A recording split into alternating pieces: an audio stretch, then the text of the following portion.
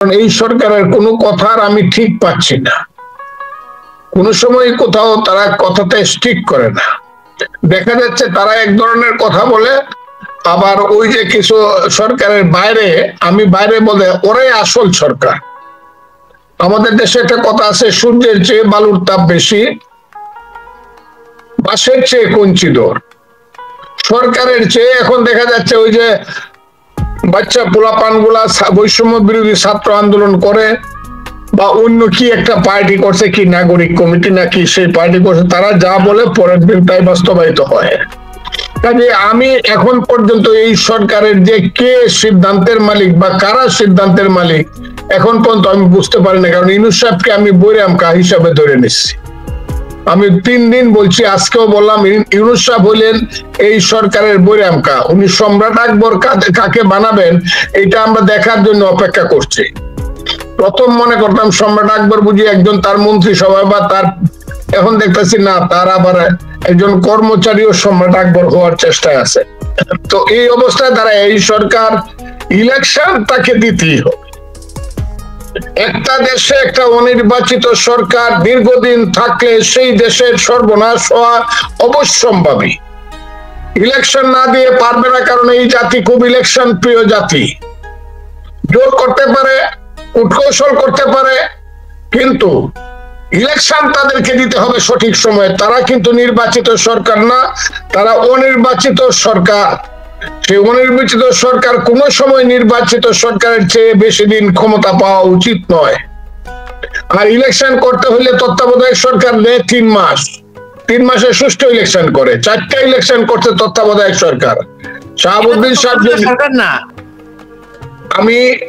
আমি যে বলছি বাঁশের চেয়ে কঞ্চি দর, সূর্যের চেয়ে বালুর তাপ বেশি। ইউনূস সাহেবের কথার তো 2 পয়সা মূল্য আছে বলে মানুষ মনে করে না। মনে করে ওনার পরে ওনার যে অ্যাসিস্ট্যান্ট যারা আছে এরা যে কথা বলে দিবে, বা ওনার সহকর্মী যারা আছে, বা উনি তো বলছে ছাত্ররা আমাকে ক্ষমতায় বসাইছে। ওই যে ছাত্ররা, আমি যাদেরকে পোলাপান বলি, দেখলাম বলছে উপদেষ্টারা পোলাপান নয়, মাননীয় উপদেষ্টা। আমি তাদেরকে বলি না, আমি বলি ওই যে ছাত্ররা, বৈষম্য বিরোধী ছাত্র আন্দোলন, এরাই কিন্তু উপদেষ্টাদের চেয়েও পাওয়ারফুল। কালকে এক ছেলে দেখলাম বলে ফেললো, কি বললো, যে 1971 সনে যারা পাকিস্তান আর্মিকে সহায়তা করছে যে রাজনৈতিক দলগুলো, তারা ভুল করছে বলে তার কাছে মনে হয় না, তারাই সঠিক করছে। এটা হলো একদিক, চেতনার দিক। আর বাস্তবতার দিকে আসেন, কালকে একটা ছেলে দেখলাম তার গ্রামের বাড়িতে গেল নদী পার হইয়া একটা বিচ্ছিন্ন দ্বীপে গেল। সেই দ্বীপে দেখা গেল ওর জন্য 82টা, এটাকে কি বলে, 82টা গেট অপেক্ষা করছে তার জন্য। বিশাল বিশাল গেট, তোরণ অপেক্ষা করছে। এই যে 82টা গেট, একজন ছাত্র, কি বলবো, এগুলো বলার মতো কিছু নাই। বললেও লজ্জা লাগে যে আমাদের দেশের ছেলেরা এরকম হয়ে যাচ্ছে। এই যে সমন্বয়কের নামে যা হচ্ছে এই দেশে, আমি বললাম প্রত্যেক গ্রামে গ্রামে এখন সমন্বয়ক চলে গেছে।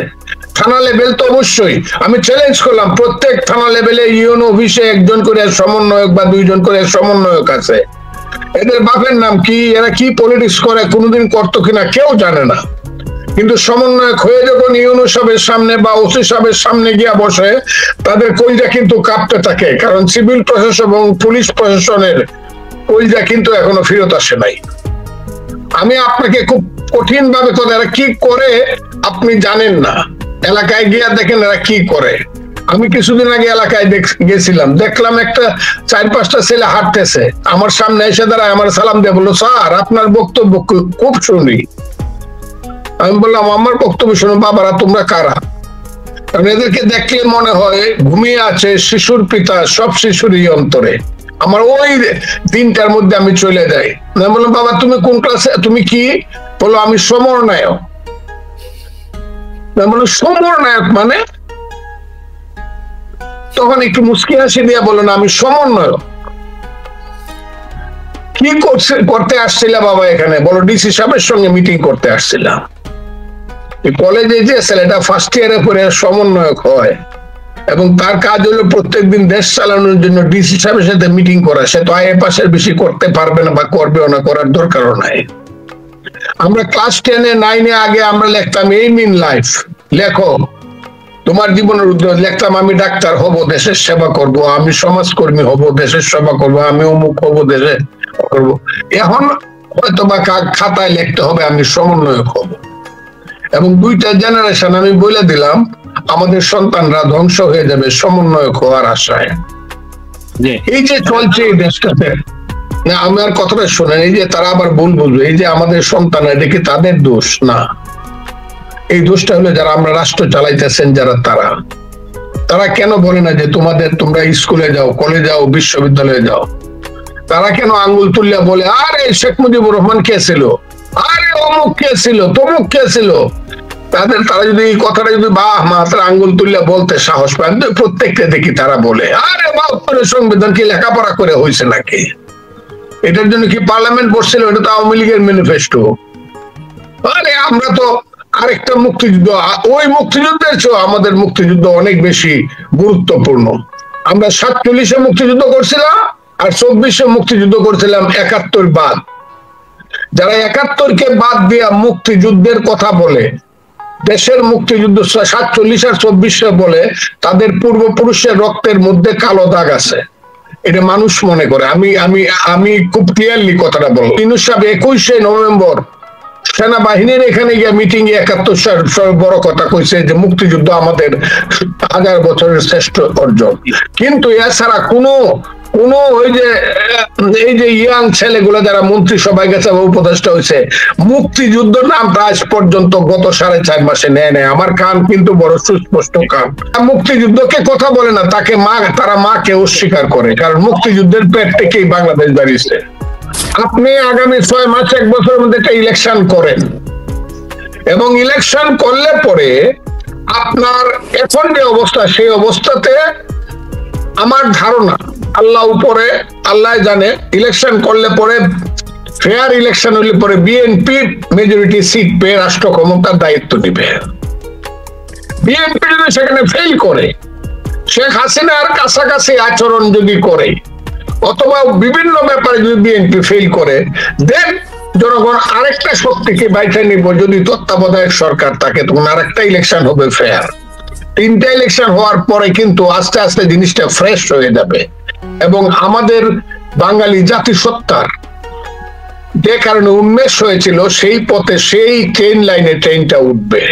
গণতন্ত্রকে সুযোগ দিতে হবে। ইউনূস সাহেবের মতো লোক যেখানে গণতন্ত্রকে ওইভাবে সুযোগ দিতে চায় না, ক্ষমতাকে আঁকড়ে থাকতে চায় বলে মানুষ মনে করে, আমরা যাব আর কোথায়? যাওয়ার তোর আমাদের জায়গা নাই। কূটকৌশল করে যদি এই সরকার অন্তর্বর্তী ক্ষমতায় থাকতে চায়, তাই এই দেশের কপালে দুঃখ আছে। আমি চাই না ইউনূস সরকার ফেল করুক, আমি চাই ইউনূস সাহেবের সরকার পাস করুক, এবং তাদের পাস করার একমাত্র পরীক্ষা হলো, এটাকে বলে সবচেয়ে বড় পরীক্ষা, পৃথিবীতে যত পরীক্ষা আছে আমাদের বাঙালিদের জন্য মেট্রিক পরীক্ষা। আগের দিনের কথাটা আমি বললাম, এই মেট্রিক পরীক্ষাটা হলো ইলেকশন পরীক্ষা। ইউনূস সাহেবের কাছে মেট্রিক পরীক্ষা হলো ইলেকশন। উনি দ্রুত একটা ইলেকশন দিয়া, উনি যে মাপের মানুষ, সেই মাপ বজায় রাখা আরো উপরে উঠতে মানুষের সালাম নেয়া, জনগণের প্রতিনিধিদের হাতে ক্ষমতা হস্তান্তর করে ওনার চলে যাওয়া উচিত। মানুষ যদি পরে পায়ে ধরে থাকে যে আপনি এমন ভালো মানুষ, আমাদেরকে ছাইড়া যায়েন না, রাষ্ট্রপতি এবং প্রধানমন্ত্রীর ক্ষমতাকে আপনি অ্যাডজাস্ট কম্প্রোমাইজ করে উনাকে আমাদের মাথার উপরে বসাইলে মানুষ আপত্তি করবে না, যদি ওরা একটা ইলেকশন দেয়। আর রাষ্ট্র নিয়ে কোনো ধরনের পাগলামি করার কোনো সুযোগ নাই। আমি অনেককে চিনতাম, এখন অনেককে চিনি না। আসিফ নজরুল সাহেব সম্পর্কে আমার যে ধারণা ছিল, এখন আমার ধারণা সেই রকম নাই। উনি কথা যখন বলে তখন উল্টা কথা বলে, আর নাহলে চুপ করে থাকে। কেন বলে এই ধরনের কথা আমি বুঝি না।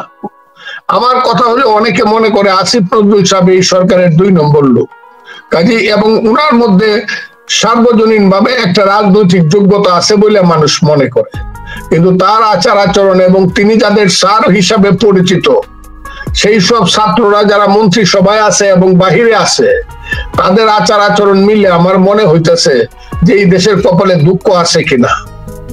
আবার কি মানুষ কি আবার রাজপথে নামে বলবে কিনা, এই এরশাদ তুই গদি, স্যার গদি নয় তোর বাপ দাদা, অথবা হাসিনার বিরুদ্ধে যে কুৎসিত স্লোগান গুলা দেওয়া হয়েছে, এই ধরনের স্লোগান আবার কারো বিরুদ্ধে দিবে কিনা আমি তো বুঝতে পারতাছি না। আমরা কি সারা জীবন তা করবো? সেই যুদ্ধে আমি থাকতেই পারবো কিনা, কারণ আমার বয়স তো 77 বছর। সেই যুদ্ধে আমি তো ওই যুদ্ধ করতে চাই না। আমি চাই জনগণকে সিদ্ধান্ত নিতে দেন, বাড়ির মালিককে সিদ্ধান্ত নিতে দেন তার গেটের পাহারাদার কে থাকবে। এই মালিক CSROR এর মালিক হলো বাংলাদেশের জনগণ। তাদেরকে সিদ্ধান্ত নেওয়ার খুব দ্রুত সুযোগ দেন, তারা কাকে এই দেশের পাহারাদার রাখতে চায়, আমি এটা মনে করি। আর তা না হলে সুবিধাজনক কথা বইলা এই ধরনের, আমি কি বলবো, অন্য কথা নাই বা বললাম। আমরা দেখতেছি আবার যদি আমরা হাসিনা সরকারের মতোই করি, যাকে আমরা ফ্যাসিস্ট বলি, মানুষ কিন্তু বুঝে। কারণ আমি সবসময় একটা কথা বলি, কিন্তু আজ থেকে 2500 বছর আগে আলেকজান্ডার এসেছিল এই বাংলার পশ্চিম পার, গঙ্গা নদীর ওই পারে দাঁড়িয়ে বলেছিল ওখানে যাব না সেলুকাস। বলে কেন যাবেন না স্যার? বললো বড় বিচিত্র দেশ সেলুকাস, তার চেয়ে বিচিত্র দেশের মানুষ। কাজে ইউনূস সাহেব এটা বুঝবেন না, এটা আমি মনে করি না। কিন্তু আজ থেকে 700 বছর আগে আইছিল কে জানেন? 1612 খ্রিস্টাব্দে। 800 বছর আগে আসছিল, 1612 খ্রিস্টাব্দে দেশে আসছিল সম্রাট জাহাঙ্গীর ঢাকায়। তার নামে জাহাঙ্গীরনগর হয়েছিল। সকালবেলা নদীর পারে, বুড়িগঙ্গার পারে বসলেন, দেখলেন নদীর পানি উত্তর দিকে যাচ্ছে। বিকালবেলা আবার গিয়ে বুড়িগঙ্গার পারে বসলেন, পোস্টা যে জায়গাটা সেইখানে ছিল তখন রাজধানীর হেডকোয়ার্টার, দেখলেন নদীর পানি দক্ষিণ দিকে যাচ্ছে। উনি উনার সেনাপতি ইসলাম কাকে জিজ্ঞাসা করলেন, ইয়া কেয়া হে? সকালে দেখলাম নদীর পানি উত্তর দিকে গেল, এখন দেখি দক্ষিণ দিকে যায়। তখন ইসলাম কা বলেছিলেন, হুজুর ইসিকা নাম বঙ্গাল মূল্য, এর নাম বঙ্গাল মূল্য। আমি আপনাকে এই কথাটা বলি, এই বাংলায় শুধু বেলি চামেলি আর জুঁই ফুল ফুটে না, দেশের রক্ত গোলাপ, রক্ত জবা ফুটে। এদেশের জঙ্গলে শুধু কোকিল ডাকে না, এদেশের জঙ্গলে রয়্যাল বেঙ্গল টাইগারও ডাকে। কাজে আমি সবাইকে হুঁশিয়ার হওয়ার কথা বলবো, ছাত্ররা আমার সন্তানের সমান। কারণ কোন ছাত্রের বয়স 30 বছরের বেশি না, আমার বড় সন্তানের বেশি 44 বছর বয়স আমার সন্তানের। কাজে তাদেরকে সন্তান হিসেবে তারা যদি ভালো করতে পারে, আসুক না। জনগণের ম্যান্ডেট নেক তারা, এবং ফেয়ার ম্যান্ডেট নিতে হবে। নিশিরাইতে ভোট না, নিশিতে যাইও ইলেকশনে বন্ধুরা, নিশিতে যাইও ইলেকশনে, এই ভোট না। জ্বালাইয়া ইলেকট্রিক বাতি নৌকায় সিল মারিব সারা রাত্রি, ওই ভোট না।